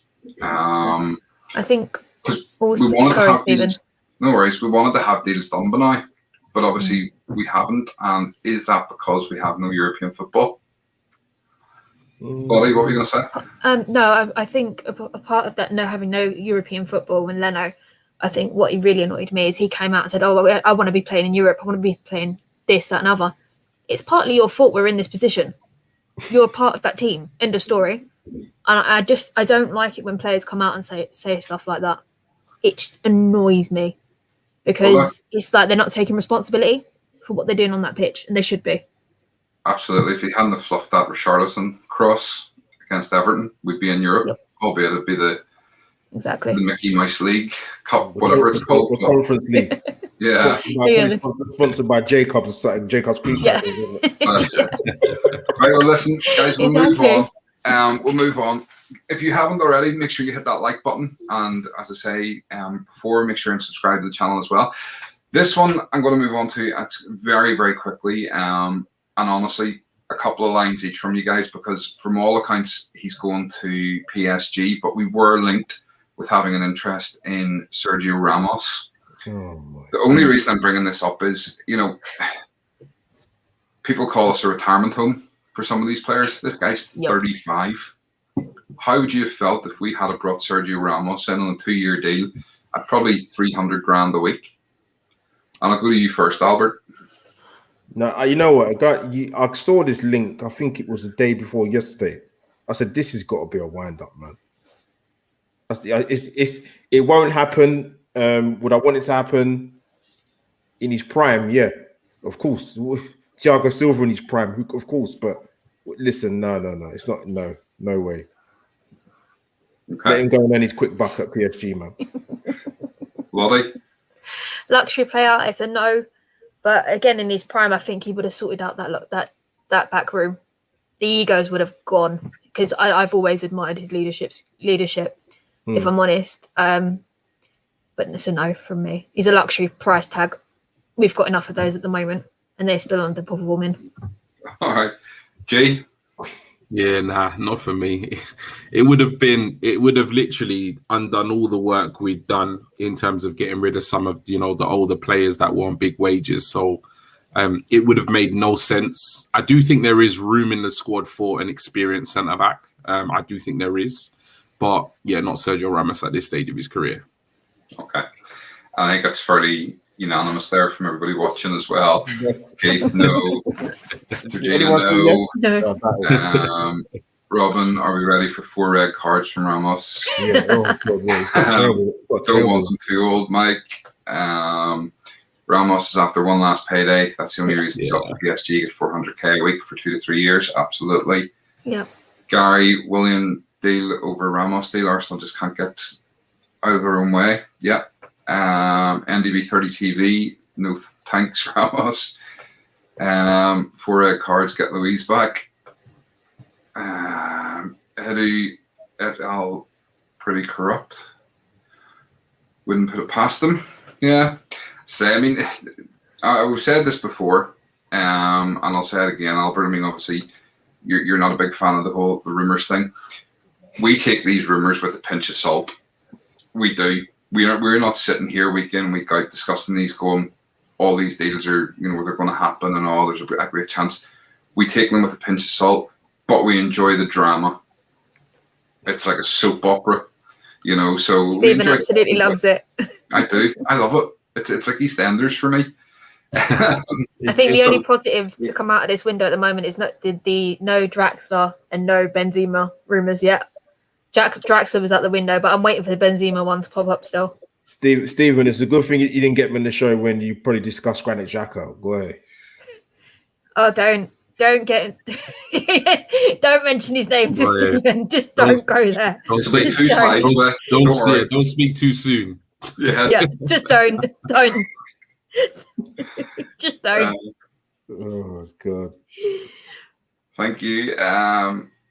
When you're linked to 573 and 36 players, every window unsigned, none of them, you learn to be a transfer skeptic. Absolutely. Yeah, very true. Definitely. Coutinho rumours. We did that last week or the week before. Yeah, last week. I second that. Great show. Thank you. Thanks, Cannon Chatter crew, for getting me home safe and sound. Brilliant. Go into your house and turn your computer on, Antonio. Seriously. I'm sure he's coming up, Albert. I'm sure he is too. But we'll move on. And Lottie, I'm going to give you this one. Another one that's been linked then with potential move away this week. Mm-hmm. Is this guy? Oh, Bellabin. As you'd say. Yeah, no.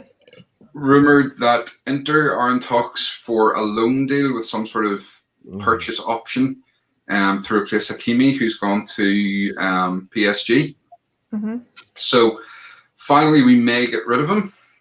What's your thoughts? I'm quite happy to see him go. He hasn't been our best. I mean, our best right back's been Callum Chambers for me this season, personally, and that's saying something. I mean, his heart's not with us anymore. He's ready for something new. A lot of Arsenal fans, especially the sentimental ones. Georgina, I do apologise. They will be sad to see him go, but I'm not going to be one of those, I'm afraid. All right. Do you notice the picture he used, though? Yeah. Yeah. Isn't that one of his catwalk ones? Yeah, it is. No, it's just after the conversation we had the other day about the shoes. Ah, yeah. You wanted a matching outfit for me? Yeah, there you go. Yeah, there you go. Sorted. You got to go buy it now. Yeah.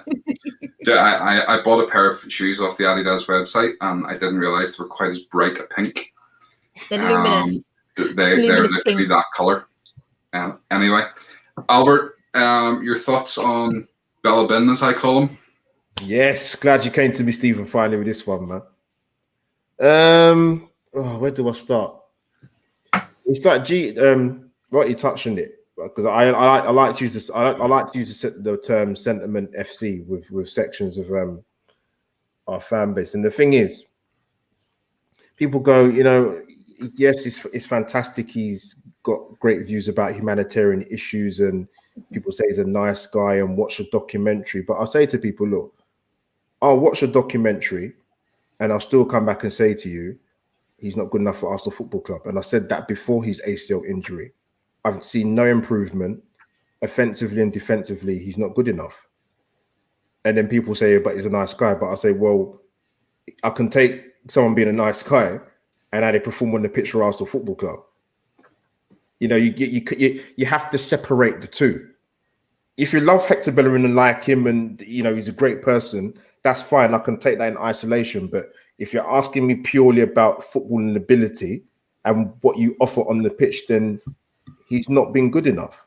And I take into account he's had an ACL injury, but people, for me, in my opinion, don't separate the two.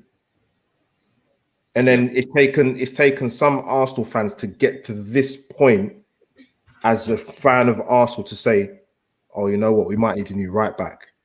Like, what have you been watching for the years you've been watching Hector Bellerin? What, you only realise now that there's a Tariq Lamptey out there or there's a Max Aarons? I've been crying out for Max Aarons for about probably 18 months now. There are better out there. Doesn't have to be English. Doesn't have to be in the Premier League. There's plenty of right backs out there that can come and do a better job at Arsenal Football Club. And I'm just surprised it's taken some Arsenal fans this long to get to that thinking that we need a new right back. Yeah, absolutely. I mean, Max Aarons, first of all, anybody that watches the show, Max Aarons, people will know is the one for me. That's who I want. For sure. But Bellerin, I've said this before, he burst onto the scene and he ended Debussy's career. Debussy had been with us from Newcastle. We'd signed Debussy from Newcastle, and he played half a dozen games, got injured. Bellerin came in to replace him, and Debussy never got his place back. And, so he absolutely ended his career. And at the time, I was the same. I thought, this kid's good. Yeah. He's going to go on and be a star. But for me, it's not even so much about the injuries. He just never kicked on. Yeah, 100%. He reached his ceiling very, very quickly. And it's not even necessarily he's gone massively backwards. I just don't think his ceiling's that high. Yeah. And that's it for me. So I'll be glad to see the back of him. And that's the thing. You what you just said there is to me is footballing reasons. And for some reason, I don't know what it is, maybe it's social media. It just triggers people when you say that we need to move somebody on. And I don't understand that mindset. Yeah. It's the same thing. The three players that happens with Arsenal, the three main players is Bellerin, Xhaka, and probably Rob Holding. And it just triggers people. And I don't understand why it does. Yeah. G, quick thought on Bellerin? Yeah, to be honest, like I said, everything that you guys have said, I agree with. I've been resigned to the fact that he should move on for a long time. I've been resigned to the fact that he is going to be moving on this window, and for me, I'm just looking at Arsenal Football Club as a whole and this window as a whole in terms of what we need to do with the rebuild. And the quicker we just get this transfer resolved, the better. If it means him going to Inter Milan permanently, if it means him going for a loan obligation to buy, whatever it is, just get him out. He's not at the Euros. He's probably just chilling at his house. So, get on the phone to Inter Milan's president or whoever it is, get the deal done, and let's get him sold. And that's not because I dislike the guy. Yeah. It's just because, like Albert said, yeah, great humanitarian. Yeah, I'm all for that. I'll big up that all day long. By the end of the day, there are better right backs out there, and Arsenal Football Club need a better right back. So thank you for your service. We move. Yeah, and that's a great comment there from Gary. Even if Bellerin pace was lost, he never adjusted his game to overcome that problem. And if you can't track back, then don't get stuck upfield in the middle of the pitch. And I've said it time and time again, a big part of the problem that Rob Holding has had is that Bellerin has made him look bad because he's constantly out of position because Bellerin's out of position. So I, for one, will not be sad to see him go. And Robin agreeing there. So one person we have been linked with at the right back position, and I don't know if any of you guys know much about him, is this guy James Trevania, is it? Yeah, I think that's right. Yeah. From Rangers, the right back. He's 29. He's valued in around, I think the potential deal would be about 10 million. Scored double figures last season in goals and assists, but I think he does take penalties for Rangers. He's the Rangers captain. Albert, we'll come to you first. Do you know much about him? Not much, a little bit. So when I heard this link, I said, "That's where's that come from? That's an interesting link." And obviously, I kind of saw on Twitter that it was going around, and people were getting irate with their fingers and typing tweets. So you know what? He's a solid, dependable right back, and in Scotland, you've got to be a tough so and so, innit? You can talk about the quality of the SPL, but what I would say is, we got a fantastic left back in Kieran Tierney, who I wanted at Arsenal for about 3 years, and he was on the Arsenal radar for a long time. So what I would say to people is, if you have a thing against the SPL, just judge the player more so in what he does if that move does potentially happen. But we'll see. I can't see it happening because the age thing, I think that triggered a lot of people, but short-term solution, like Robin said, who knows? Georgina, he's a great player up there for Rangers. Dad's a Celtic fan, so seen a lot of him play. First time we've seen him linked though. I work like half an hour, 45 minutes every day in the morning. My job, my full-time job, that's all I have to do at the minute. Because technically I'm kind of not doing a lot because of COVID. So I have time to sit on Twitter and the internet and read all these rumours, which is why I find them and other people don't. Jay, thoughts on this guy, James Trevney or whatever he's called? Yeah. Oh God, you know what it is? I just feel like I don't know. I don't know whether it's because I don't know whether I've got Monday blues. I don't know what it is, but I just think to myself, decent enough player, but is he going to improve the squad? Is he over 38 games in the Premier League? Would he perform better than Chambers? Would he perform better than Cedric? And if he did, by what extent? Are we going to really, put in this money, sign this player when he's going to be a slight improvement on what we have? I just think we're Arsenal Football Club, and there are some really, really, really, and I'm not disrespecting this because I've not seen a lot of him in terms of him playing, but I just look at the age. No disrespect to the SPL, because we got Tierney from there, but there are just some great right back young players dotted all around Europe, in the Championship, Premier League, across European leagues that I just think we could buy. And, we need to invest in a right back that we're going to have for years to come, that has the potential to be, significantly better than what we already have. At the end of the day, if we sign him, I support him 100%. And I'd want him to do really, really well. And I'll be completely behind him. But I couldn't help but feel, again, similarly to the Sam Johnston's situation, I couldn't help but just feel like a little bit underwhelmed by this link and this potential transfer. And maybe that's a bit unfair because I don't massively know a lot about the guy, and I don't watch the SPL at all. I've watched some clips and he looks a decent enough player, but in terms of my profile, in terms of going into this window and the profile of the type of player that we were looking for, or I would look for in the right back position, he wouldn't fit it for me. Okay. Lottie, quick opinion? I don't watch the SPL, so I can't really give much, but I think it could be a good move, but what would happen to the likes of Cedric? I mean, he played a couple of games, and then we just didn't see him. I just don't know what that could mean for him, and that would also push Chambers out the window as well, I think. I mean, I still look at him and wonder when's his next injury, but he's been all right. Yeah, okay.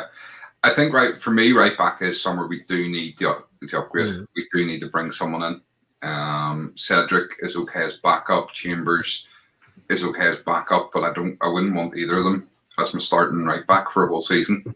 I do think it's a position we do need to strengthen on. So listen, guys, I'm kind of conscious of time with 3 players left, so I'm just going to give you one each. And I'm going to start with you, Albert. I'm going to give you an outgoing player. Okay, so this one's been. I know who it is. And you've already mentioned a couple of times, so I'm going to give you your opportunity to have your say on the player himself and the potential move to Roma and linking up with Mourinho. Granit Xhaka. What is your feelings on Granit Xhaka and the potential transfer out of the club? This is like a late birthday present for me, man. This is great to come back and talk about this guy. You know what the crazy thing, right? When we signed him, I wasn't happy. And people said to me, why? I said, well, people want to big him up because he played well for Gladbach, and I'll give him that. But I've seen him play for Switzerland a load of times, and I saw someone that was ill-disciplined. I saw someone that was rash, and I saw somebody that was immobile. So when you've seen what you've seen at Arsenal with what he's produced, I'm not surprised. And the thing that I think kind of sums up Arsenal as a club, and it's not just attributed to Granit Xhaka, but it's part of the mediocrity in terms of he's had his best season at Arsenal, which still isn't good enough. And what made me laugh is when Switzerland played France the other day, I knew what was going to happen. Played well, the people was coming out in their droves.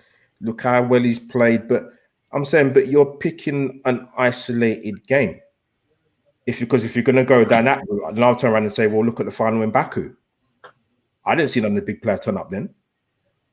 So the thing is, like I said, Stephen, I always say I separate. People talk about the whole abuse thing, the Palace game and whatever. But I say to people, well, not every Arsenal fan abused Granit Xhaka that day. Not every Arsenal fan who has a Twitter account and an Instagram account abused Granit Xhaka that day. And I just think, look, he might be better off in Italy, but just because Jose Mourinho wants him doesn't mean that somehow his stock rises. Everybody knows Jose Mourinho as a coach, for me, has lost his staying power as a coach. He hasn't adapted at all with the younger managers. So the fact that Mourinho wants Granit Xhaka doesn't mean anything to me, to be honest with you. He might go and do well in Italy. Good luck to him. But that doesn't mean, I'm going to sit down and start tuning in and watching games in Serie A because he's not our player anymore. So I don't get the hysteria around him. And like I said, I think it's a case of people just want to be right and wind up people. But you know what? I want the best for Arsenal Football Club, not what's the Granit Xhaka. Yeah, absolutely. I think for me, I often wonder how players actually feel when, the likes of Xhaka believes he's much better than he actually is. And, in his head, he's probably a £50 million player. And yet, Roma supposedly want them, but they're not willing to pay. They don't want to pay more than about 15, 16 million pound for him. They don't actually think he's worth anything more than that. And yet he's coming out and bigging up Roma and bigging up Mourinho and, basically begging for that move. But really, how much do they want them when that's all they're willing to pay? And I think that's a reflection, Stephen. Like, I don't get the Arsenal fans that are getting upset that we're not getting a lot of money for him. But I'm thinking, but how much do you think he's going to get for him? Yeah. He's not been that exceptional with Arsenal, and that's the facts. Mm. You don't build a team around Granit Xhaka. I'm sorry, that might upset a lot of people, but you just don't. He's not the best player. People keep talking about leadership. I'm like, but if Arsenal were linked with a player and they did a report and said to you, we're going to buy a player who's made the most mistakes that have led to goals, Arsenal fans would be in a meltdown but they keep making excuses for this guy, and I just don't understand why that is. He must have nudes on somebody Arsenal fans. I don't understand why they keep defending this guy. It baffles me. I'm not taking the piss. I'm being serious. I don't get it. Yeah, no, absolutely. I can't defend them. You know, I as you said before, send him to FC. I'm more than happy to see him go. You know, we can and we will do better. 25 million minimum for me. See, I can't. We're not getting that. We're not getting how we're getting 25 million for him. I'm not saying you're wrong, Mike. I'm just saying I can't see how we get 25 million for him. All right. Anything else you want to say on him before we move on? Just that this is the thing with me. Like I see people just. I can't blindly defend the player just because he plays for Arsenal Football Club. Listen, I'm Nigerian origin. I could back when we had Alex Iwobi to the cows come home, but that's not how you do it. If you know somebody's not good enough or there's not end product, you have to move them on. Yeah. So that's what it comes down to, man. Absolutely, thank you. All right, so the next one then, and we'll come to you for this one, Lottie. You can have the spotlight. Will be. Let me just move this about a wee bit. Where has he gone? Sorry, hold on. There we go. Zielinski, the Polish international playing at Napoli. Rumoured interest in there, £45 million. Had a sort of standout season last season for Napoli. And he could be the man to sort of come in and force his way into that midfield for Arsenal. What do you think? What's your opinions? Again, I hadn't heard of this rumour until you told me this morning. I did YouTube him a bit when I had some time during my work day, but he looks all right. I'm not too sure on the price tag, though. I'd have to actually physically go back and watch some of his games to justify that. I probably will get some stick from anybody who does watch him, but I do apologise. I know very, very little about him. It's a completely new rumour. All right. Well, in that case, G, Albert, either you know anything about him? You know what? I'm not gonna say I know loads about him, but his name, he's been around for a while. And I think the times I have seen him, I've seen him play for Poland. And I've seen him on the odd occasion for Napoli. I don't know if it was last season or there was a season when they had quite a good run in the Europa League, and I watched him a couple of times there. I think what's clear is we need a playmaker, or we need an attacking midfielder that can kind of score goals, put on assists, etc. Because that's the type of player that we're linked with. If you were to say to me we're going to sign him over the likes of Maddison or Grealish, I would say it's a bit of a. For me, it's a bit of a it's underwhelming again. That seems to be the common word I'm using. At the same time, you know what? He is a good player. When you say that he had his standout season last season, he actually did. He scored the most goals and the most assists that he's done throughout his career. I think he got eight goals and 10 assists across maybe 30 odd games. That was but he also got I think 6 in the Europa League as well. Yeah. So, he had a good season, and I think that's probably why he's being linked now with a move away from Napoli, because prior to that, he didn't really do much, in Serie A at all. But I know when he did burst on the scene, he's almost like a player that's not really lived up to the potential that he had. But yeah, you know what? At the end of the day, I wouldn't be disappointed if we signed him. I think the price tag is a bit extreme. At the same time, I do think there are better players out there in his position that I would prefer Arsenal to sign. But at the end of the day, would he come into this team and improve us? I think he would, in my opinion, because I think creatively, from a midfield perspective, we have Smith Rowe, and by the looks of it, we have Willock. And that's it, So, at the end of the day, we can sit here and say we want Maddison, we want Grealish, we want that caliber of player, but we we probably won't get that caliber of player, coming before the start of the season. And we've got to sign an attacking midfielder, somebody who can score goals, somebody who can assist. And this guy can do that. Whether it's just a one season wonder, whether or not he can, kind of translate the form he had last season into the Premier League, that's a massive question mark, because Serie A and the Premiership are completely two different leagues. But he's an attacking midfielder, and we definitely are in need of an attacking midfielder, that's for sure.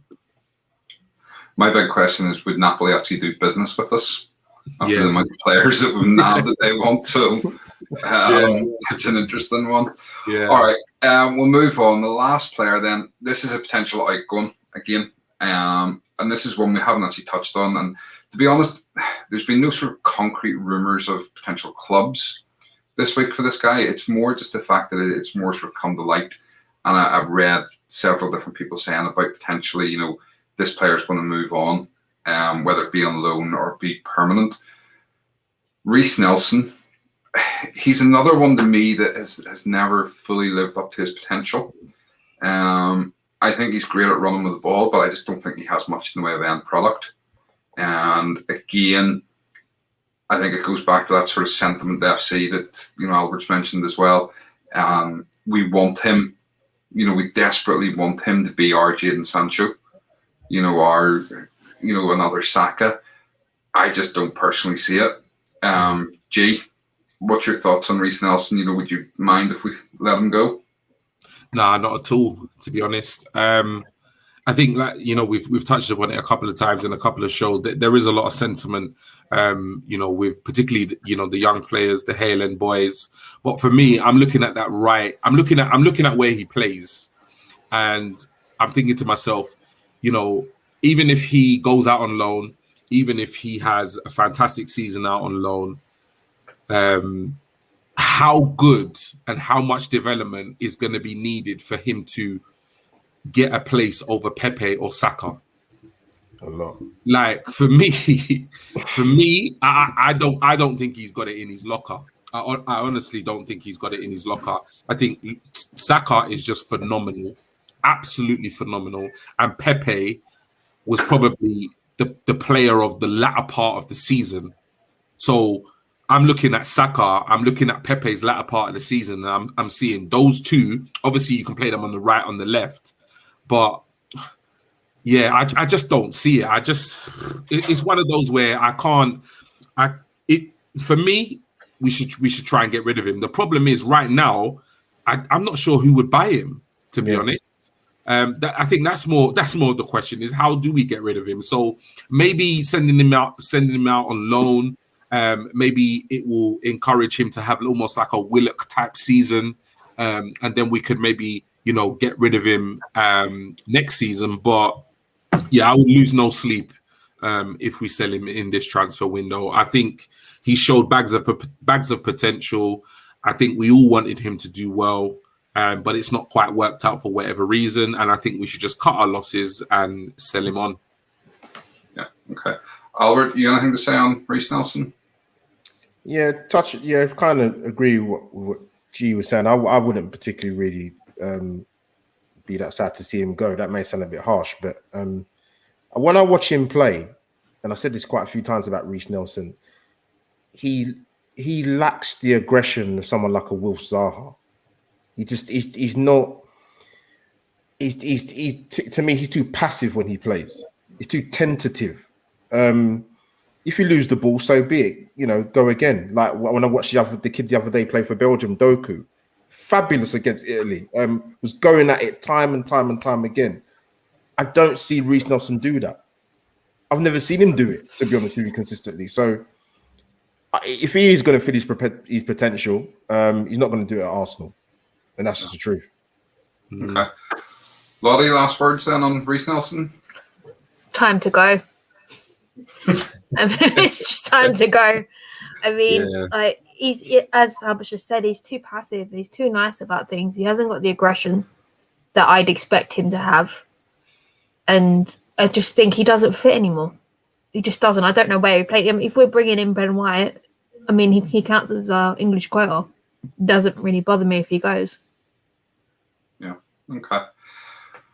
Right, that's kind of it. As I say, it hasn't been a massive amount of exciting rumours this week. Although we did manage to talk quite a bit about the ones that there were. It didn't cover things like, I know there's been a wee bit more talk on like Locatelli and stuff like that, but I think that's just, it's rubbish. He's going to Juve. I think we're being used in that case to try and drive that transfer through. So I'm not going to waste time on it again. It's a nice dream. Especially after his injury. Yeah. So it's, it is what it is. Hopefully we'll start to see a couple of transfers this week.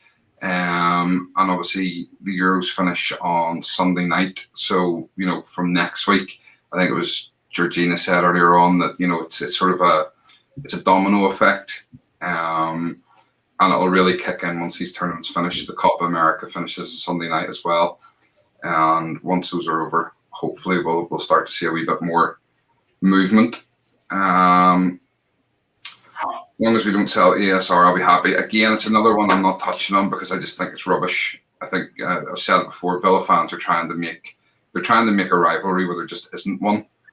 Let him party an iron apple with Olympiacos. Yeah, he's a player that would rather play in the under-23s rather than go out and loan. I think that says everything. Yeah, and I mean, Emery sent Smith Rowe out to Huddersfield for a season. Yeah, and he did fantastically well. He took himself up a level. And that's why he's got his opportunity now. Reece has very little stock, loaned to Norwich, and maybe his stock will grow. So what do we learn about Arsenal transfer? I can answer that. Yeah. It's still scattergun. That's what it is, Gary. That's the answer. Absolutely. Non-existent. Non-existent. Listen, I've said it tonight already. It's all a bit of fun. We take all this with a pinch of salt, and we don't believe anything until we see them holding up the shirt. Yeah. 100%. All right. If you have any other comments or questions, drop them in the chat now. We'll come back to them in a wee minute. A couple of things to run through. Lottie, do you want to talk about fantasy football? Yeah, no, this season we are starting our own Cannon Chatter Fantasy Football League. It'll be my first season playing because I've had quite good fun with the Euros this year. If you want to join us, you can go check out the website, which is fantasy.premierleague.com, or you can download the app, which is either on your Android or Apple Store. If you want to join us, obviously the code's on screen. I believe we will be tweeting it out and put it in the description for this. It is in the description now, so if you look down there and hit that description box, you will see the links in there for it. Yeah, we've already had two people join us. I've got the not quite diamonds. There's simply the best for Stephen. And G, remind me of yours. All G's FC. So I believe Stephen's looking into actually getting some prizes around, but we do need you to join at the beginning of the season. Yeah. So make sure you join in. G, do you want to tell everybody about the subscription forfeits? Yeah, definitely. So we've got the subscription forfeits running. So obviously between now and the start of the season, which is the 13th of August, if we hit 500 subs, then Stephen will be dyeing his hair bleach blonde. Obviously, thank you for those of you who have subscribed already, but those of you who haven't, please do subscribe. If you know any gooners that would be interested in our show that don't watch us already, don't even pressure them to subscribe. Get them to watch us. If they enjoy our content, then by all means subscribe. But yeah, we're looking to hit 500 subs by the 13th of August in order to see Stephen bleach his hair blonde. My forfeit is that if we reach 1,000 subs by the 31st of December of this year, I will bleach my hair blonde. I don't know how much I will bleach in terms of like the hair, the beard, and the moustache is probably where it would. That will be the limit. Definitely won't be doing my eyebrows for sure. I don't know. And then lastly, the big one. Obviously, they're all big milestones, but the big one: if we can hit 2,000 subscribers by the start of next season, then the forfeit for Lottie will be that she will need to have a tattoo. 3 options of mine and Stephen's choice. We'll probably end up in a poll. getting some ideas down. So yeah, those of you who have subscribed already, thank you so much. We will be tweeting it out regularly. Thank you for all of those that are liking it, retweeting it, etc., etc.